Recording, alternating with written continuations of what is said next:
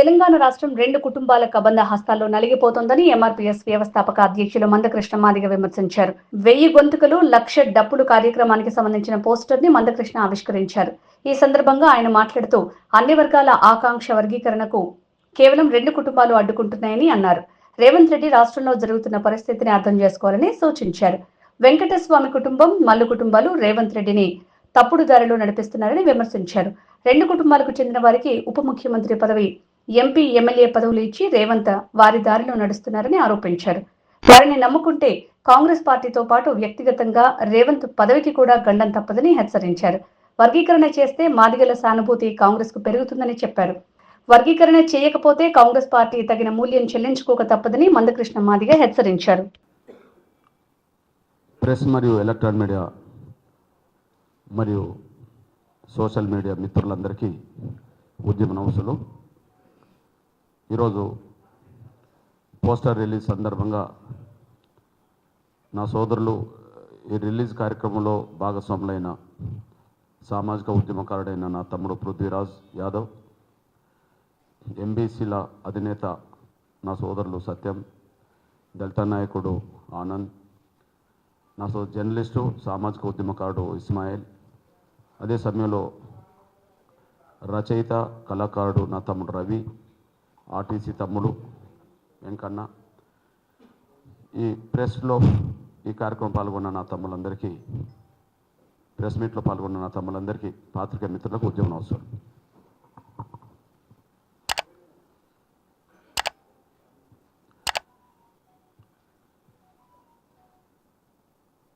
ఫిబ్రవరి 7న హైదరాబాదులో తలపెట్టిన లక్షలాది డప్పులు, వేలాది గొంతుల కళాకారుల పాటలు, కోట్లాది మంది ప్రజల ఆకాంక్షలు అనే 3 అంశాలను దృష్టి పెట్టుకొని ప్రపంచంలో ఇంతకుముందు ఎన్నడూ జరగని, భవిష్యత్తులో జరగడానికి అవకాశం లేని లక్షల డప్పులతో ఒక సాంస్కృతిక ఉద్యమం జరగబోతుంది. ఆ ఉద్యమంలో వర్గీకరణ అమలు చేయించుకొని బిడ్డల భవిష్యత్తును కోరే మాదిగలందరూ ఖచ్చితంగా ఇంటికో డప్పును ప్రతి ఒక్కరూ సంకనేసుకొని హైదరాబాద్ చేరాలని నేను ముందుగానే పిలుపునిస్తున్నా. మాదిగలతో పాటు దళితుల్లోనే మిగిలిన 57 కులాలు కూడా,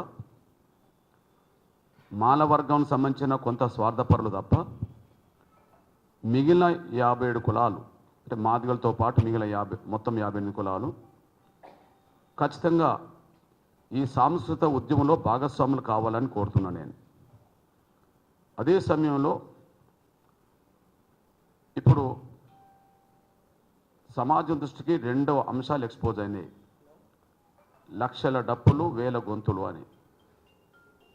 ముందుగా మేము ప్రకటించింది 1,00,000 డప్పులు, కానీ అవి లక్షల డప్పులుగా మార్చాం. వేల గొంతులు అనేది కేవలం కళాకారుల గొంతు నుండి వచ్చే పాటలను దృష్టి పెట్టుకొని 1000 మంది అని దృష్టి పెట్టుకున్నాం. కానీ దానికి 3వది యాడ్ చేస్తున్నాం, కోట్లాది మంది ప్రజల ఆకాంక్ష. ఇది మాదిగల 57 కులాల డిమాండ్, అది న్యాయం. దాన్ని సమర్థించి పాటలు పాడే వాళ్ళు మాదిగలే కాదు, వేలాది మంది కళాకారులు అన్ని వర్గాల్లో ఉన్నారు. మనం చూస్తూనే ఉన్నాం, ప్రజల్లోకి వెళుతుండ్రు. 3వది ఎస్సీ వర్గీకరణ ఉద్యమ డిమాండ్ లక్ష్యాన్ని మాలయేతర సమస్త సమాజం మొత్తం వర్గీకరణ జరగాలని ఆకాంక్షిస్తున్నది, అందుకు మద్దతు ఇస్తున్నది. పరిణామాలన్నీ సాక్ష్యంగా ఉన్నాయి. ప్రస్తుతం తెలంగాణ గురించి మాట్లాడినా, తెలంగాణలో ఉండబడే మొత్తం బీసీ సమాజం వర్గీకరణకు సపోర్ట్ చేస్తున్నది. బీసీ, ఎంబీసీ ఏ పేరుతో ఉన్నా మైనార్టీ సమాజం వర్గీకరణ కోరుకుంటుంది.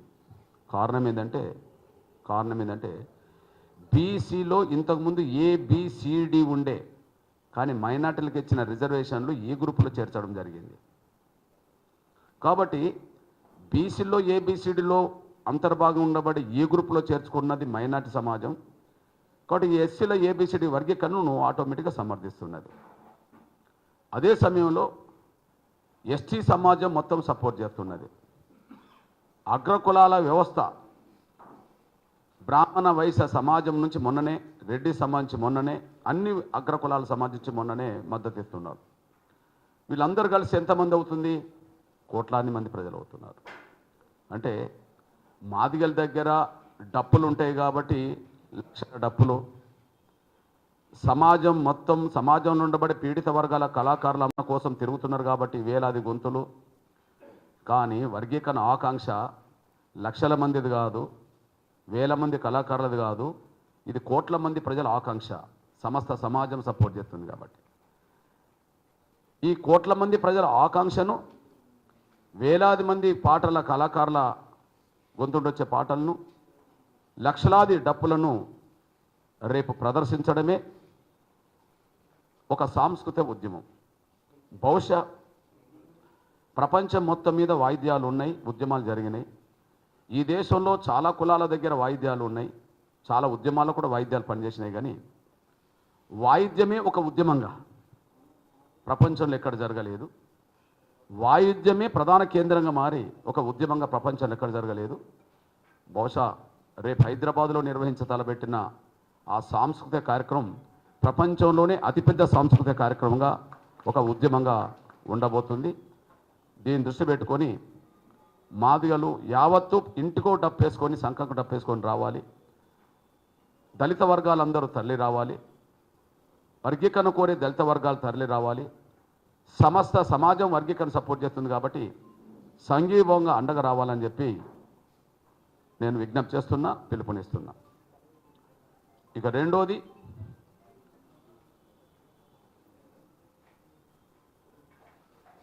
గౌరవ రేవంత్ రెడ్డి గారికి ఒక విజ్ఞప్తి చేస్తున్నా.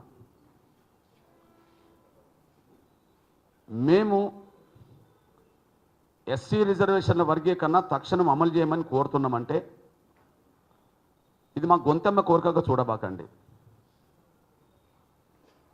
ఇది మా గొంతమ్మ కోరిక చూడబాకండి. మీ ముందు ఇప్పటికిప్పుడు పెట్టిన డిమాండ్గా కూడా చూడబాకండి. ఇది మా గొంతమ్మ కోరిక కాదు, మీ ముందు ఇప్పటికిప్పుడు పెట్టిన డిమాండ్ కాదు. మీ పార్టీ పాలసీని, మీ ప్రభుత్వ పాలసీని, మీ హామీలను అమలు చేయమంటున్నాం. మీ పార్టీ పాలసీని, మీ ప్రభుత్వ పాలసీని, ముఖ్యమంత్రిగా మీరిచ్చిన హామీని అమలు చేయమంటున్నాం. నంబర్ 1, మీ ప్రభుత్వ పాలసీ అని అంటున్నా. దయచేసి పాత్రికేయ మిత్రులు, ఎలక్ట్రానిక్ మిత్రులు, ఎందుకంటే చలో హైదరాబాద్కు తరలి రమ్మని పిలుపునిచ్చే ముందు గౌరవ ముఖ్యమంత్రి గారిని కోరడంలో కొన్ని విషయాలు చెప్తున్నా నేను. ఇది మా గొంతెమ్మ కోరిక కాదు, మీ ముందు ఇప్పటికిప్పుడు పెడుతున్న డిమాండ్ కాదు ఇది. నంబర్ 1, మీ ప్రభుత్వ పాలసీ గతంలో భారతదేశంలోనే మొట్టమొదటిసారి ఎస్సీ వర్గీకరణ చేసిన ప్రభుత్వం కాంగ్రెస్ ప్రభుత్వం పంజాబ్లో 75లో. ఇది మీ ప్రభుత్వ పాలసీ అని గుర్తు చేస్తున్నా. 2, గౌరవ స్వర్గీయ రాజశేఖర్ గారు ముఖ్యమంత్రి ఉన్న కాలంలోనే ఉమ్మడి ఆంధ్రప్రదేశ్లోనే ఎస్సీ వర్గీకరణ జరగాలని చెప్పి అసెంబ్లీ తీర్మానం చేసింది కాంగ్రెస్ ప్రభుత్వం అని గుర్తు చేస్తున్నా. 3, యూపీఏ గవర్నమెంట్ హయాంలోనే గౌరవ స్వర్గీయ మన్మోహన్ సింగ్ గారు ప్రభుత్వ హయాంలోనే జస్టిస్ ఉషా మేరా కమిషన్ వర్గీకరణ మీద వేసిందనే విషయం గుర్తు చేస్తున్నా. 4, ఎస్సీ రిజర్వేషన్ల వర్గీకరణ అంశం